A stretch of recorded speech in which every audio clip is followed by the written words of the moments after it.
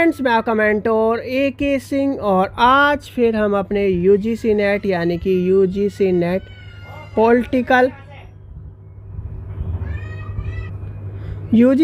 Political science की तैयारी करेंगे। और पॉलिटिकल साइंस में आज का टॉपिक क्या है हमारा? लोकतंत्र, सबका तंत्र, लोकतंत्र। यानी कि लोकतंत्र क्या है? जिसमें हम रह रहे हैं, जिसके बदौलत आज हम एक व्यक्ति को चुनकर और जनमत के तौर पर और लोगों का तंत्र के यानी कि आज़ादी के रूप में घूम रहे हैं, जिसे कहते हैं हम लोकतंत्र। और लोकतंत्र को हिंदी में तो लोकतंत्र कहते हैं, इंग्लिश में क्या कहते हैं? इंग्लिश में कहते हैं हम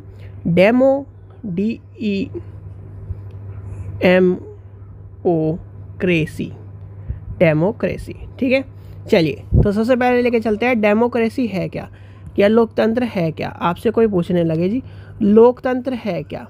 लोकतंत्र क्या है? लोकतंत्र है लोगों का तंत्र, यानी कि डेमोक्रेसी का अर्थ है लोगों तथा एक तरह से शासन से। यानी कि किससे? डेमोक्रेसी का अर्थ क्या है? डेमोक्रेसी जो शब्द है की उत्पत्ति ग्रीक भाषा के डेमोस एम क्रेसिया से की गई है। डेमोस का अर्थ क्या है? लोग, तथा क्रेसिया का अर्थ क्या है? शासन। यानी कि अगर डेमोक्रेसी का अर्थ पूछा जाए आपसे, डेमोक्रेसी का अर्थ वैसे ये छोटे बच्चों के क्वेश्चन में आता है, अब ये आप हो बड़े लेवल में, इस तरह के क्वेश्चन कभी भी आपको नहीं मिलेंगे। कोई सोचता हो कि ये शब्द मिलेंगे, ना जी, ये आपको नहीं मिलेंगे। कि उत्पत्ति ग्रीक भाषा के शब्द डेमोस एवं क्रेसिया से हुई है। ठीक है, किससे हुई? डेमोस और क्रेसिया से हुई है। दूसरा क्या है? फिर आता है डेमोस। डेमोस का अर्थ लोग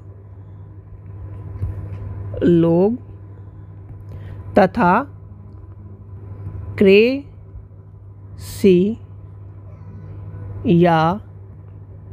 का अर्थ शासन से है। ठीक है, आगे चलते हैं। अब एक चीज़ आपने सुनी होगी, इब्राहिम लिंकन की बात। यानी कि इब्राहिम लिंकन कौन थे? अमेरिका के राष्ट्रपति जी थे, यानी अमेरिका के राष्ट्रपति। ठीक है, अमेरिका के राष्ट्रपति थे इब्राहिम लिंकन। इब्राहिम लिंकन कौन से नंबर के राष्ट्रपति थे? कोई बता सकता है? इब्राहिम लिंकन कौन से नंबर के राष्ट्रपति थे? तो उनके भाषण में उन्होंने क्या कहा था कि लोकतंत्र को जनता के द्वारा जनता के लिए शासन की परिभाषा दी थी। और मोस्टली पॉलिटिकल का कोई भी ऐसा बच्चा नहीं होगा जिसे ये कहानी ना पता हो, यानी भले ही बहुत सारे बच्चों को ये ना बताओ किसने दी थी, क्योंकि क्वेश्चन पूछा जाता है, इसलिए तो पूछा जाता है कि आपको नहीं पता। पर ये ज़्यादातर जितना पॉलिटिकल स्टूडेंट है, जिसने डीपली पॉलिटिकल पढ़ी है, तो उसे पता होगा जनता के द्वारा और जनता का शासन, जनता के लिए शासन। ये डेफिनेशन किसने दी थी? इब्राहिम लिंकन ने। और ये ही आपके लोकतंत्र का सबसे बड़ा क्या है? पॉइंट है। नंबर 1 क्वेश्चन आपको जो मिलना था वो मिल गया। अब आते हैं लोकतंत्र की परिभाषा। लोकतंत्र की परिभाषा बहुत सारे लोगों ने दी है। लोकतंत्र की परिभाषा ये है कि जो लोगों के द्वारा, यानी कि लोगों के द्वारा जो चुना व्यक्ति शासन को संभालता है, उसे एक तरह से लोकतंत्र कहते हैं। क्या कहते हैं? जो लोगों के द्वारा चुना हुआ व्यक्ति शासन को संभालता है, उसे लोकतंत्र कहते हैं। ठीक है, आगे चलते हैं, थोड़ा सा और आगे बढ़ते हैं। आगे बढ़ने के बाद आती है आपकी कहानी, क्या आती है? लोकतंत्र के प्रकार, यानी कि लोकतंत्र के प्रकार। अब लोकतंत्र के प्रकार क्या है? सबसे पहला नंबर आ जाता है प्रत्यक्ष लोकतंत्र, यानी कि प्रत्यक्ष लोकतंत्र। प्रत्यक्ष लोकतंत्र क्या है? प्रत्यक्ष लोकतंत्र का पहला प्रयोग यूनानी युग में एथेंस में हुआ था। याद कर लेना, प्रत्यक्ष लोकतंत्र जो है एथेंस का देन है, यानी कि एथेंस में हुआ था। और इसे क्या कहते हैं? लोकतंत्र का आदर्श रूप कहते हैं। याद कर लेना, इसे क्या कहते हैं? लोकतंत्र का आदर्श रूप कहते हैं। ठीक है।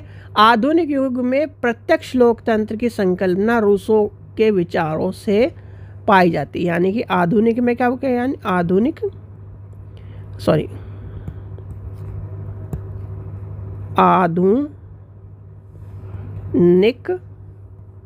युग में कौन है? रूसो। ठीक है, आधुनिक युग में रूसो। ठीक है, ये आ गया। अब चलते हैं आगे। अब यानी प्रकारों को चल, दूसरा प्रकार क्या है आपका? प्रक्रियात्मक लोकतंत्र, यानी कि प्रक्रियात्मक लोकतंत्र। और प्रक्रियात्मक लोकतंत्र में आपसे अगर कोई पूछने लगे कि राजनीतिक लोकतंत्र का आशय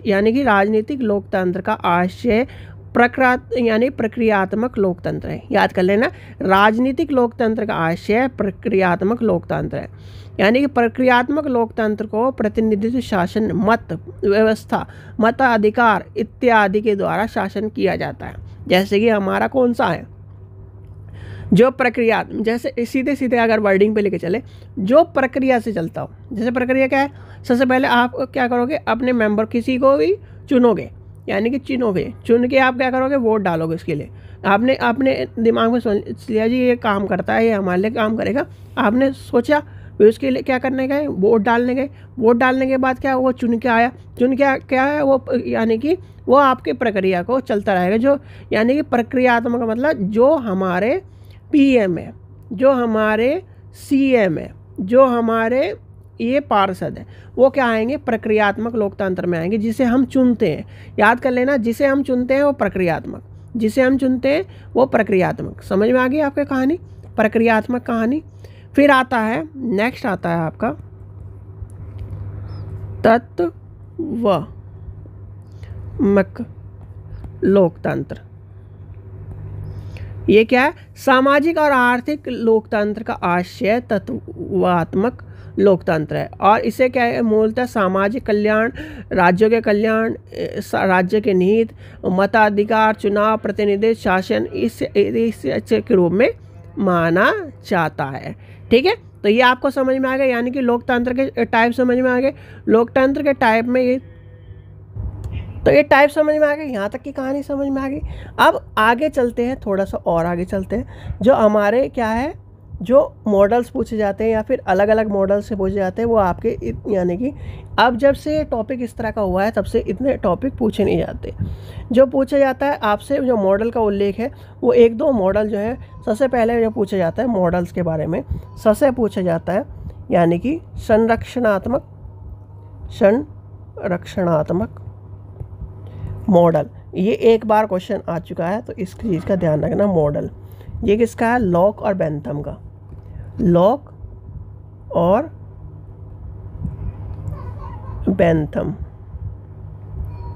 ठीक है। फिर क्या है? विकासात्मक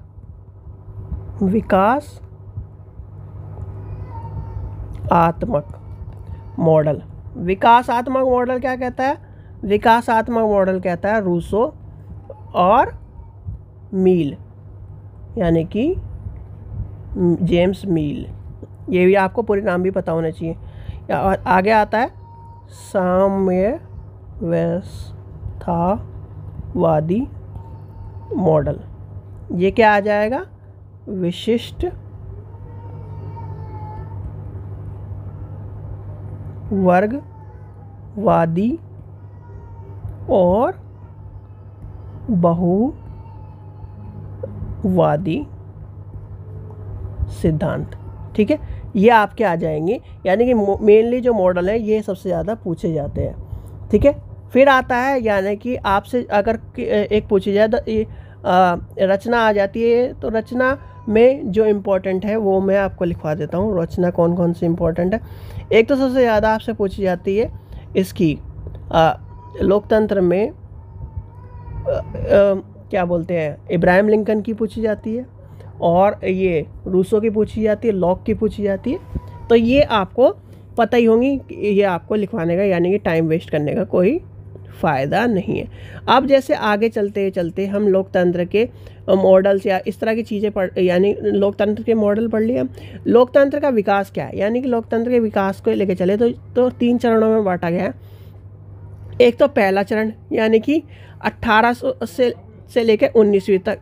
फिर दूसरे चरण में क्या आएगा, 1843 से लेके 69 तक, यानी कि सबसे पहला अगर चरणों में लेके चाहे यानी कि चरण, ये लास्ट पॉइंट है आपका चरण जो आपको पता होना चाहिए। इसका पहला चरण क्या कहता है, पहला चरण कहता है आपका, यह आता है 1828 से लेकर 1926 तक। इस चरण में फ्रांस, अमेरिका और ब्रिटेन को यानी कि ये जो देश है इन्हें लोकतंत्र मिला। ठीक है।